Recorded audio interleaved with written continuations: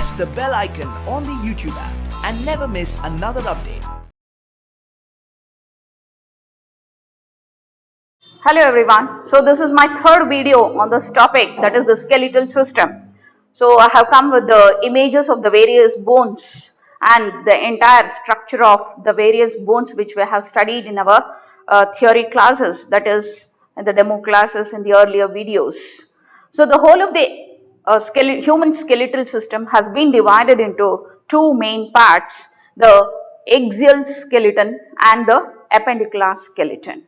So you can see the human skeleton here, so comprising of both axial skeleton and the appendicular skeleton. So the skull and the entire trunk portion, the skull or called as the axial skeleton, and the limbs, that is the hands and the legs that are attached to the main axis, they are referred as the appendicular skeleton. So this is the framework, the endoskeleton. What you are seeing is an endoskeleton of the human body, which gives the exact framework of the body and also a definite shape and structure to the body.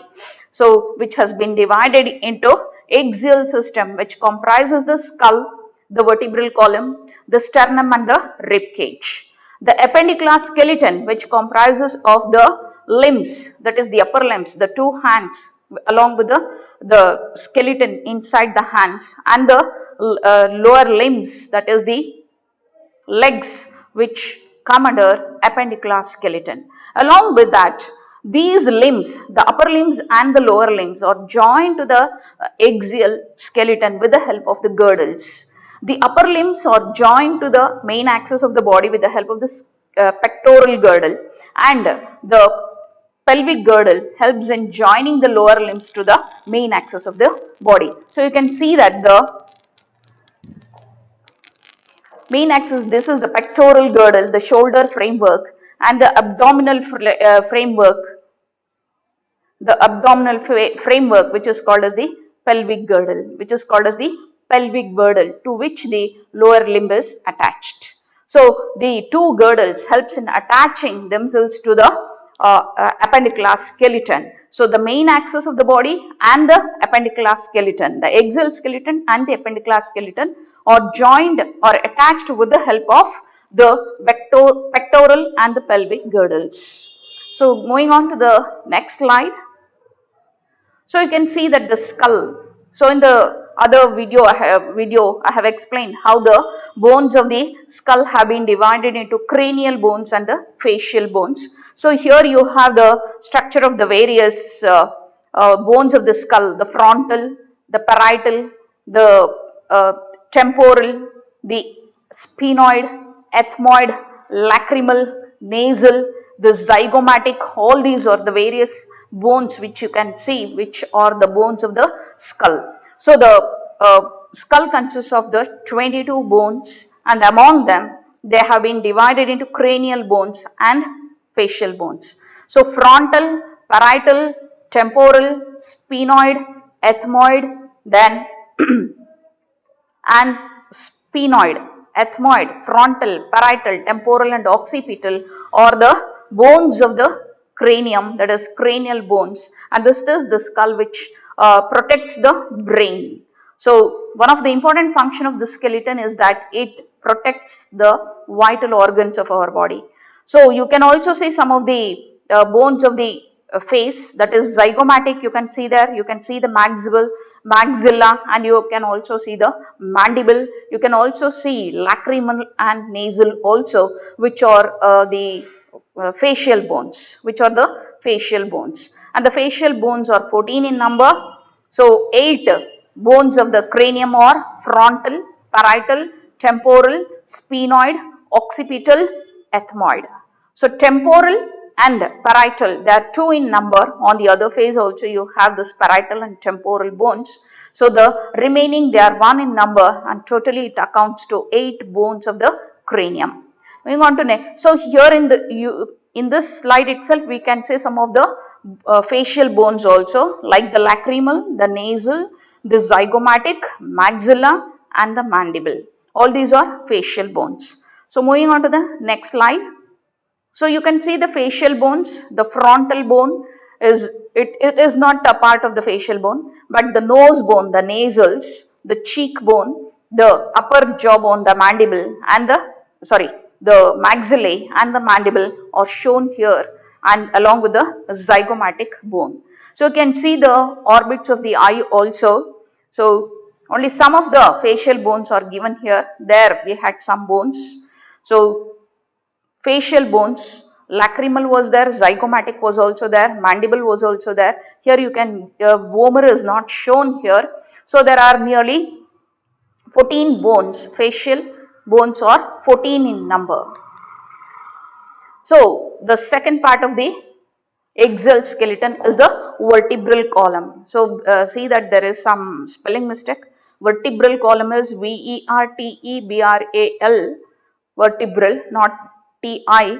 So with all excuses, moving on to the slide, you can see the segments of the vertebral column showing the various types of vertebrae.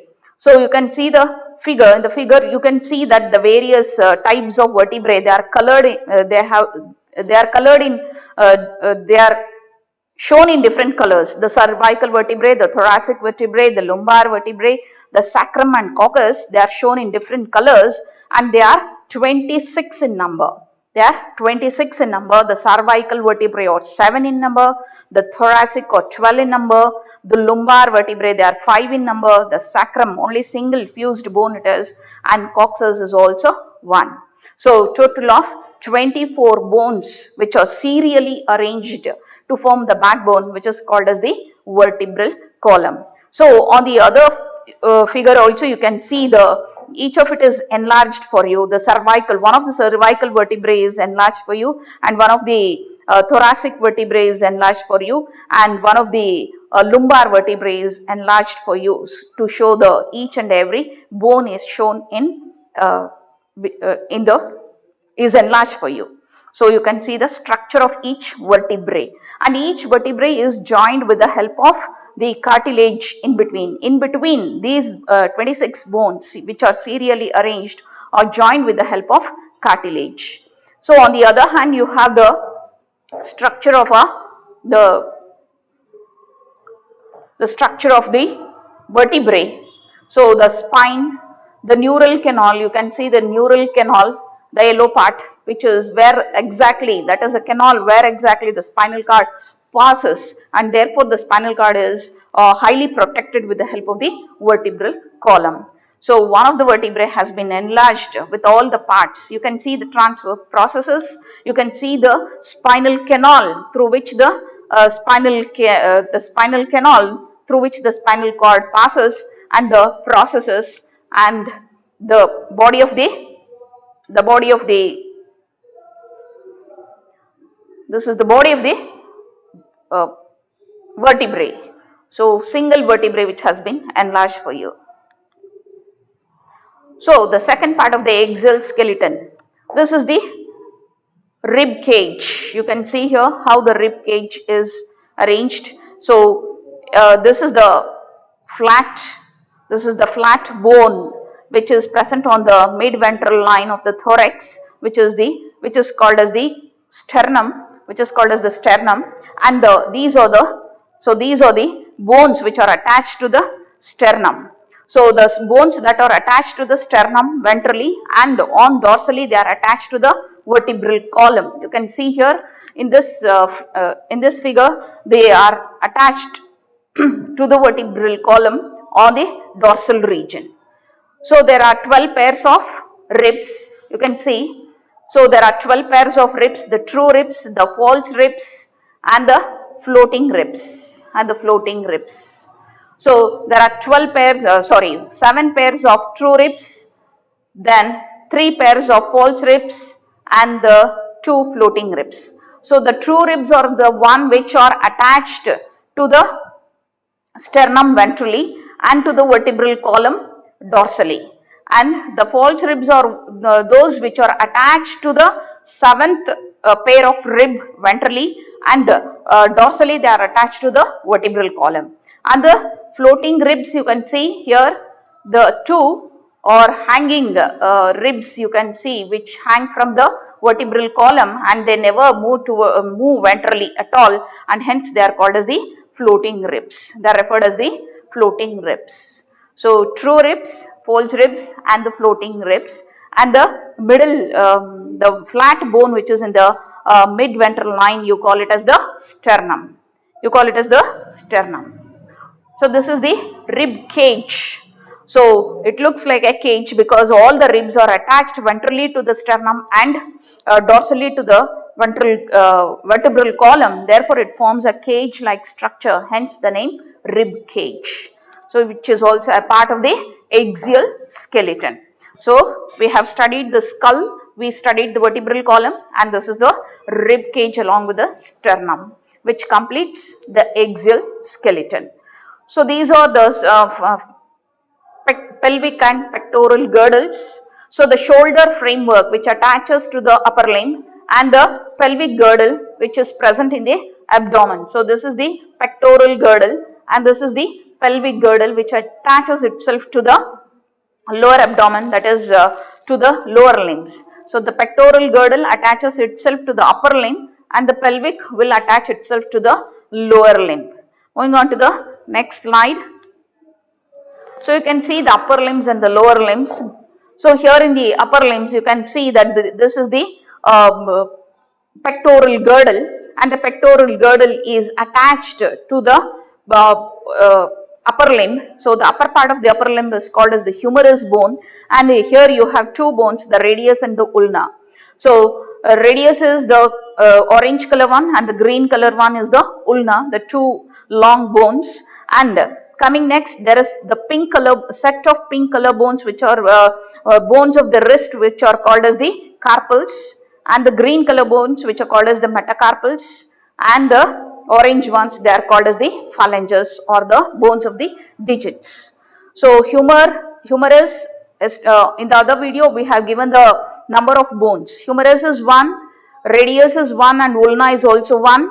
The carpals they are 8 in number, and the metacarpals they are 5 in number, and the phalanges they are 14 in number.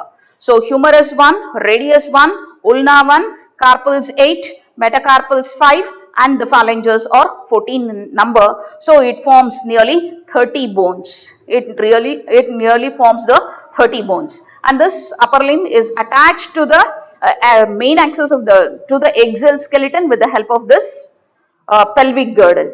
And this pelvic girdle consists of this triangular bone which is called as the scapula, and this is the yellow color one is the collar bone which is called as the clavicle. It is called as the clavicle. The triangular bone is called as the scapula, and the yellow color bone is called as the clavicle, also called as the collar bone. So this is the part of the pectoral girdle to which the upper limb is attached with the help of a joint which is called as the ball and socket joint. It is called as the ball and socket joint. So the pectoral girdle along with the ball and socket joint attaches itself to the upper limb, and the upper limb consists of 30 bones. Humerus 1 bone, radius and ulna 1 bone, then carpals, metacarpals and phalanges. Carpals they are 8 in number, the metacarpals they are 5 in number, and the phalanges they are 14 in number. So this is pectoral girdle along with the upper limb. So here you can see the lower limb. So you can see the lower limb. The red color bone is the longest bone and the strongest bone of our body which is called as the femur, and this is the kneecap, the patella bone it is called as, or the knee cap it is called as. The yellow bone is the tibia, the green bone is the fibula. So femur 1 bone, patella 1 bone, tibia 1 bone, fibula 1 bone, and here the bones of the ankle which are purple in color they are tarsals, the one which is blue in color they are metatarsals and they are 5 in number, and the phalanges they are 14 in number, the bones of the digits. So phalanges, so femur, patella, the knee bone, the tibia and fibula, torsals, metatarsals and phalanges. So these are the various bones of the lower limb, and this lower limb is attached to the pelvic girdle. It is attached to the pelvic girdle. So this pelvic girdle is made up of this bigger bones which are called as the coxa. So each the girdles have got two halves. These are the two halves of the girdles, and this bigger bone is called as the coxa, which is formed by the fusion of three bones, that is ilium, ischium and pubis. Okay, moving on to the next slide. So once again, this is a figure which has been given even in your textbook, I hope. So you can see all the bones, both the posterior and the anterior view. So here you can see the scapula, the shoulder girdle, that is the pectoral girdle, along with the scapula, the triangular bone, and the collarbone, that is the clavicle, and the shoulder bone, which is consisting of the humerus. Then this is the elbow joint formed by the hinge joint, and this is the radius and ulna, two bones, and this is the carpals, metacarpals and the phalanges. So the same here also you can see in the figure. So right and left pectoral girdles you can see there. So the right pelvic girdle.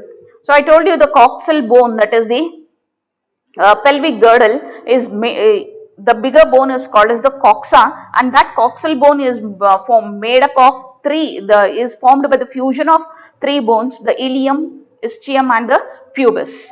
And this the one which extends towards the abdomen, you call that as the upper part of the coxal bone, which moves towards the abdomen, is called as the sacrum, and the half of the coxal bone is given on the other part, that is on the left part also you have the same framework, and both fuse together to form pubis symphysis in the ventral region. And this is the bones of the lower limb, that is the femur, patella, then tibia and fibula, torsals, metatarsals and phalanges. So the right pelvic girdle given for you. So these are the various bones which are given to show the joints. So you can see here, this is the vertebral column where all these 26 serially placed vertebrae are joined with the help of cartilaginous joints. So they are joined with the help of the cartilaginous joints. This and this all showing the joining is by the cartilaginous joints. So that this is cartilaginous joints. So this helps in a little bit movement of the body, not complete movement. And this is the skull, which is made up of fibrous joints. So all the bones, the frontals, the parietals, the temporals and the occipitals are the various bones which are joined together to form with the help of the fibrous joints. So sutures, they are not shown here. The fusion of the frontal bone and the temporal bone or any two bones in the skull, you call it as a suture. You call it as a suture. And here also you can see the fusion of the bones, the joints with the help of the cartilaginous joints. So this is the pelvic girdle showing this is the half, this is one half and this is other half. So this forms the pubic symphysis on the ventral region. So one half and the other half of the pelvic girdle both fused together on the ventral region to form the pubic symphysis. So here are the other joints. So the other joints are, here you have the ball and socket joint of the shoulder, and this is this is the ball and socket joint of the shoulder, and this is the pivot joint of the gliding joint present between the girdles and the carpals and the metacarpals. So the gliding joint between the carpals and the metacarpals. So moving on to the next slide to show all the different types of joints. So there are three types of joints. The fibrous joints. So you see these lines, you can see these lines which are nothing but the sutures. So this is frontal bone and this is the temporal bone which are joined together with the help of this fibrous joints, and this this mark is called as the sutures. So all these bones of the skull are fused with the help of these fibrous joints, and these joints are immovable. They do not help in the movement of the body. So next, coming to the cartilaginous joints. So the 26 vertebrae which we saw in the vertebral column, each vertebrae is joined to the other vertebrae with the help of these cartilaginous joints, and they also do not contribute for the maximum movement, but flexibility is seen, which is called as semi-movable. They help in the semi-movement of the body. And the third is the synovial joints. So the synovial joints, you can the characteristics of these joints is they have a cavity, and in the cavity they have something called as the synovial fluid. So this fluid which is present in the synovial cavity will help in the free movement of the bones. So the bones are joined together. That part you call them as the joints, and these are the synovial joints which exactly helps in the movement of the various organs. So moving on to the next slide. So the joints which have been broadly classified into three types: the fibrous, the cartilaginous, and the synovial joints. So fibrous joints are nothing but the point of attachment between the two bones. So fibrous joints, they are present in the skull. The cartilaginous joints, they are present in the vertebral column. And the synovial joints, there are 5 types of synovial joints: the ball and socket joint, the hinge joints, the pivot joint, the gliding joint, and the saddle joint. So you can see the movement of the ball and socket joint. So that is the humerus and the movement of the humerus is shown. This is the ball and socket joint, showing this is the part of the humerus, and that is the part of the pectoral girdle. The other is the part of the pectoral girdle, and this is the humerus bone which is attached with the help of the ball and socket joint. So socket is the cavity, and the ball which is inserted in it, you call it as ball and socket joint, which helps in the free movement of the shoulders. So this is ball and socket joint. Moving on to the next slide. So this is hinge joint present at the elbow, or which is also present at the knee point. So you can see that the upper part of the upper limb and the lower part of the upper limb both are showing the movement with the help of the hinge joint, that is the elbow joint.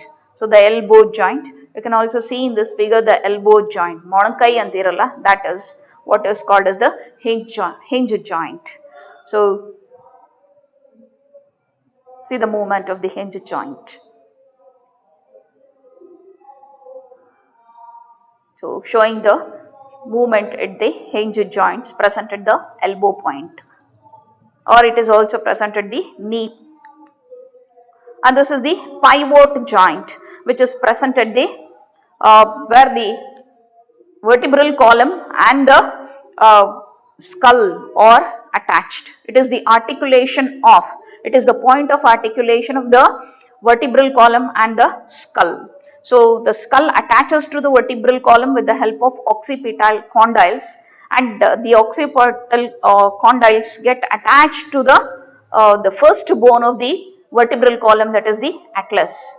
So that joint you call it as the pivot joint, which is enabling the movement. So this is pivot joint, where the skull bone, that is the occipital condyle of the skull, is attached with the atlas vertebrae of the vertebral column, which is enabling the movement of the entire head portion with the help of this joint, which is called as the pivot joint. So now you can see the gliding joint which are present between the carpals. So you can see the gliding joint between the carpals. See the movement at the region of the carpals, how they bend, which is called as gliding joint.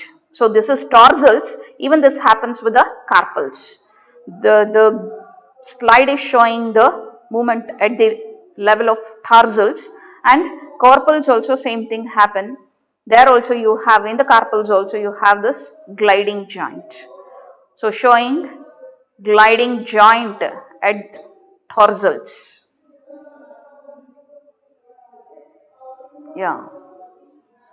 So moving on to the last slide, that is the saddle joint. So where the carpals and the metacarpals, there is movement of the carpals and the metacarpals at the region of the thumb, at the region of the thumb. So you can see in the human body there the yellow circle is showing the point, and that is enlarged for you on the white circle with blue background showing bones of the carpals and metacarpals. So the green is the bones of the metacarpal, and the upper is nothing but the carpals. So saddle joints present at the in between the carpals and the metacarpals. So that is about the 5 different types of joints: the saddle joint, the gliding joint, the hinge joint, the pivot joint, the ball and socket joint. So you can view these slides once again. I am going back. This is saddle joint.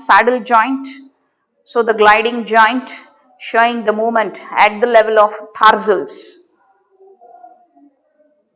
The same happens even at the carpals. So the circle at the leg of that man, and it is enlarged for you. How the tarsals move with the help of the gliding joint is shown for you. And I am going back to show you the pivot joint, the movement of the neck, the skull and the vertebral column or undergoes articulation with the help of the pivot joint. So the hinge joint at the elbow point. So you can see at the elbow point the circle is showing the elbow of a man, and in the bigger circle the movement of between the radius and ulna and the upper bone, which is the humerus. You can see double bones which are split, that one is radius and the other is ulna. The upper bone is nothing but the humerus. So this is the humerus bone, and these two are radius and ulna. These two are the radius and ulna. This is hinge joint at the elbow point. The same type of joint is present even near the knees or the knee cap. Sorry. So the ball and socket joint. So the humerus bone, that is this is nothing but the humerus bone, and that is the pectoral girdle, that is the glenoid cavity. That ball is present in a cavity which is called as the glenoid cavity. Ball and socket joint showing the movement at the shoulder where the humerus bone articulates with the pectoral girdle.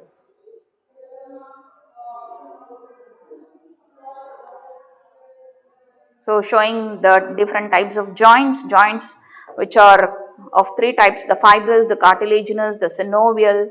The synovial, which are divided into ball and socket, hinge joints, pivot joint, gliding joint, saddle joint. So the types of joints enlarged for you: fibrous, which are immovable joints; cartilaginous, they are semi-movable joints; and synovial, which help in the free movement of the various organs, the various joints in different parts of the different bones. And you can see all the 206 bones shown here.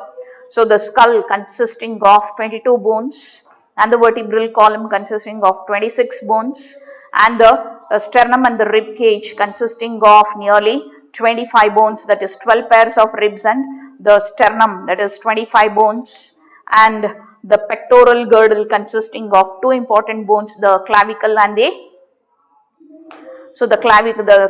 this is the scapula, and this is the clavicle bone. 2 important bones shown there, and the bones of the limbs, you can see the humerus, radius, ulna, carpals, metacarpals, and the phalanges. So these are 30 bones, 30 one upper limb 30 bones. So from two upper limbs it will be 60 bones, and the lower limb consists of femur, patella, the kneecap, the tibia and fibula. This is torsals, metatarsals and phalanges. So 30 bones in the lower limb. There are two lower limbs, so it is 60 bones. Total of 120 bones from the four limbs, that is two upper and two lower, constitutes for 120 bones. 120 bones from the limbs, skull contributing 22, rib cage and sternum contributing 25, the vertebral column constituting 26 bones, then pectoral girdle constituting 2 bones. So there are two pectoral girdles, or the right and the left, so it counts for 4. Go on counting. So there is 2 scapula and 2 clavicle it will become. Then the pelvic girdle constituting of coxal bone. So there are 2 coxa, one on the right and one on the left. You can see here the coxa bone, the pelvic girdle with the coxa bone, one this side and one that side. So these two are the coxal bones, 2 coxa. Then so these are the various bones. Along with that you have the hyoid bone which is present at the buccal cavity, and also 6 bones coming from the 2 middle ears, that is the malleus, incus and stapes. If you go on counting all these bones, it will be around 206 bones. So 80 from the axial skeleton and 126 bones from the appendicular skeleton. So that is about the various bones. So the right pelvic girdle showing the fusion of 3 bones, the ilium, ischium and the pubis. You can see the 3 bones are fused. The 3 bones are fused to form the single bone which is the coxal bone. So this is the coxal bone of the pelvic girdle. So the pectoral girdle with clavicle and scapula, the triangular bone is the scapula and the collar bone is the clavicle.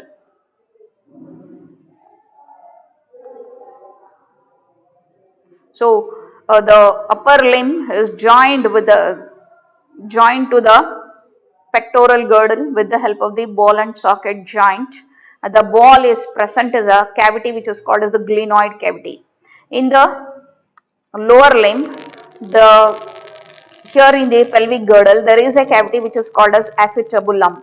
So to this cavity the ball and socket joint is joined, and there is articulation between the femur and the coxal bone. So the pelvic girdle and the pectoral girdle. So the shoulder framework and the pelvic girdle in the abdomen. So the rib cage with 12 pairs of ribs, the sternum in the middle.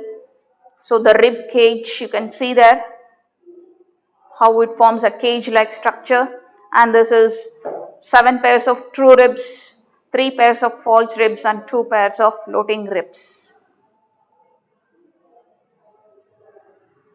So ventrally they are attached to the sternum and dorsally they are attached to the vertebral column. So the vertebral column consists of the different types of vertebrae. There are 26 vertebrae which are serially arranged to form the backbone. So the upper bones of the neck region, they are called as cervical vertebrae, thorax vertebrae, thoracic vertebrae, lumbar vertebrae of the abdomen, and the lower abdomen you have the sacrum and the coccyx. So total of 26 bones. Cervical vertebrae, they are 7 in number, thoracic they are 12 in number, lumbar they are 5 in number, sacrum and coccyx each 1. So the facial bones, this is showing this figure, I hope you have it in the textbook also.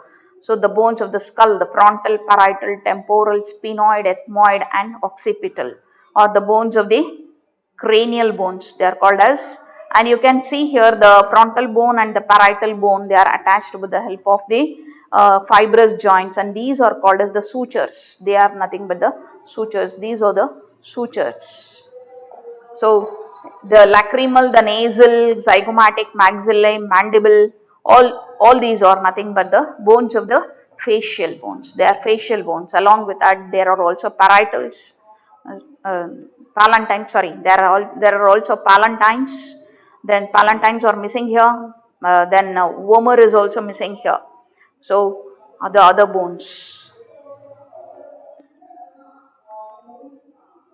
So this is the entire human skeleton, which constitutes of nearly 206 bones.